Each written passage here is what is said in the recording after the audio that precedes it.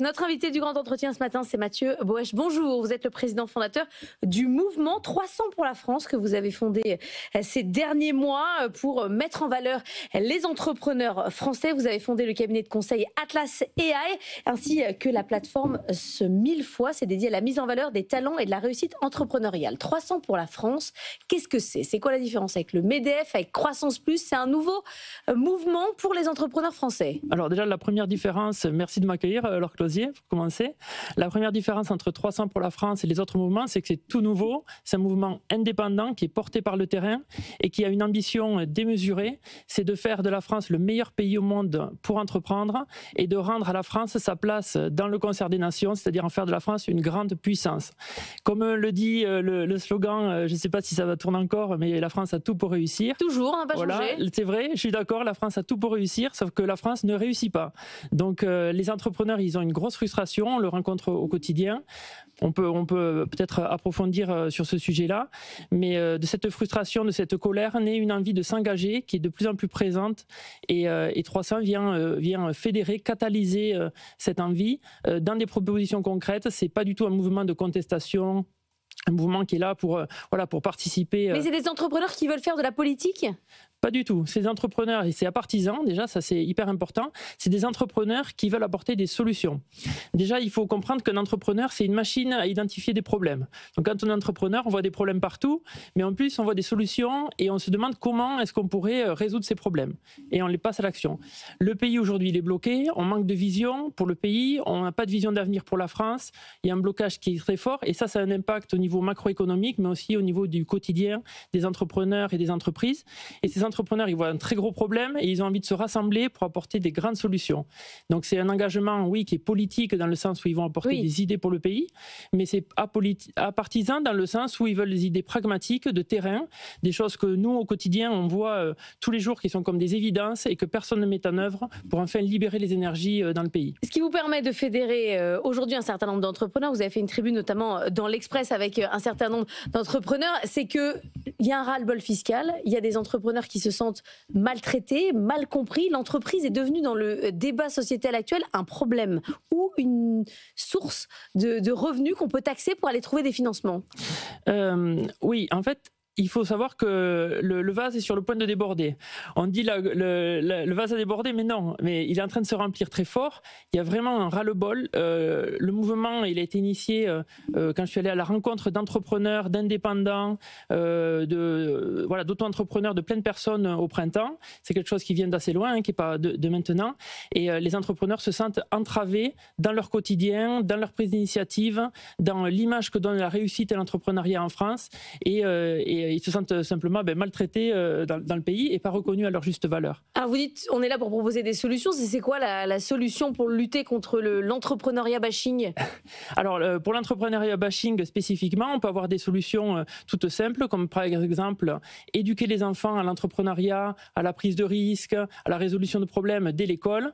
Pareil dans les lycées, dans l'enseignement supérieur, montrer que l'entrepreneuriat c'est quelque chose de constructif, qui est bon pour la société, que c'est pas des aventures individuelles, égoïstes, où seul l'enrichissement personnel est poursuivi, mais que l'entrepreneur il a vraiment une place dans la société qui est extrêmement importante et que c'est sûrement la solution pour la France, parce que nous on pense que c'est par une économie forte que ce pays va pouvoir se redresser, investir dans l'éducation, la santé, etc., résoudre énormément de problèmes, parce qu'on a besoin de marge de manœuvre, on a besoin d'une économie forte, et la solution à ça c'est l'entreprise, c'est pas l'entraver, c'est pas la taxer, c'est pas la critiquer, mais au contraire il faut encourager ces énergies. Mais il y a un sujet culturel profond, c'est-à-dire qu'en France, on n'a pas de retraite par capitalisation, on n'a pas d'intérêt plus que ça, à part si on veut évidemment faire fructifier son capital, d'investir sur les marchés financiers à l'opposé des États-Unis. Est-ce que tant qu'on n'a pas ce besoin de se financer, de mettre en place des capitaux longs, on n'a pas une mauvaise compréhension du système financier et de l'investissement? Alors, c'est vrai qu'il faudrait arriver, je pense, quelque chose qui est important, c'est de lier la macroéconomie avec l'économie du quotidien. Parce que la France est endettée, bientôt bientôt le service de la dette, ça va être la première dépense de l'État.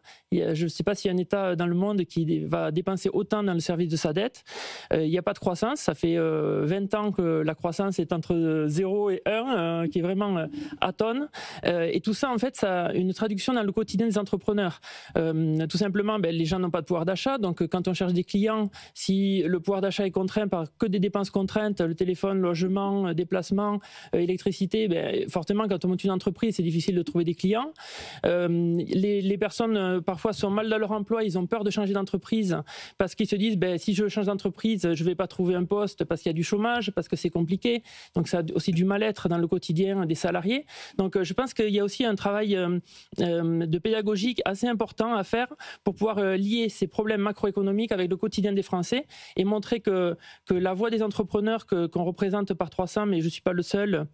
Aujourd'hui, on entend beaucoup d'entrepreneurs, comme par exemple Éric Larchevêque, il y a Henri Novelli qui est en train de s'engager, Pierre Gattaz qui est une voix importante.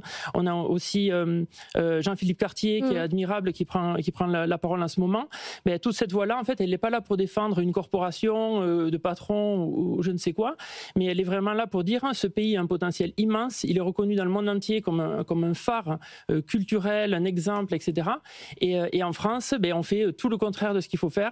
Et on arrive alors j'espère qu'on n'est pas à un point de non-retour. Mais est-ce qu'il n'y a pas que des coups à prendre, Mathieu Boëch, à s'engager comme ça, publiquement, quand on est chef d'entreprise, qu'on s'oppose sur des débats télé à des politiques qui vous traitent de parasites, par exemple, comme le fait LFI, quand ils parlent des chefs d'entreprise ou des actionnaires. Quand on est chef d'entreprise et qu'on a des choses à vendre, quand même, est-ce qu'il n'y a pas que des coups à prendre ?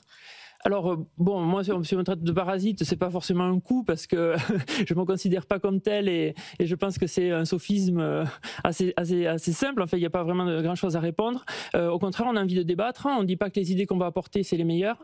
D'ailleurs, ce qui est très intéressant dans 300, c'est qu'on a des entrepreneurs qui représentent l'entièreté de la société française. Il faut pas s'imaginer que c'est que des entrepreneurs qui ont une entreprise, qui ont des employés. On a des étudiants, on a des salariés, on a des fonctionnaires, on a des retraités.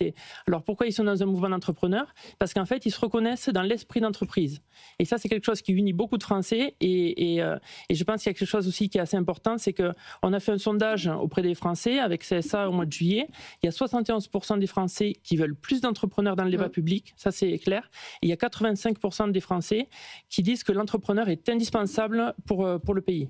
Il y a une certaine schizophrénie dans la tête des Français sur le rapport à l'entreprise. C'est un peu schizophrène quand même. Hein. Je ne sais pas si c'est ce qu'on dit d'eux ou c'est ce qu'ils sont. Moi, je pense qu'on dit que les Français, ils sont feignants, ils ne prennent pas d'initiative, etc.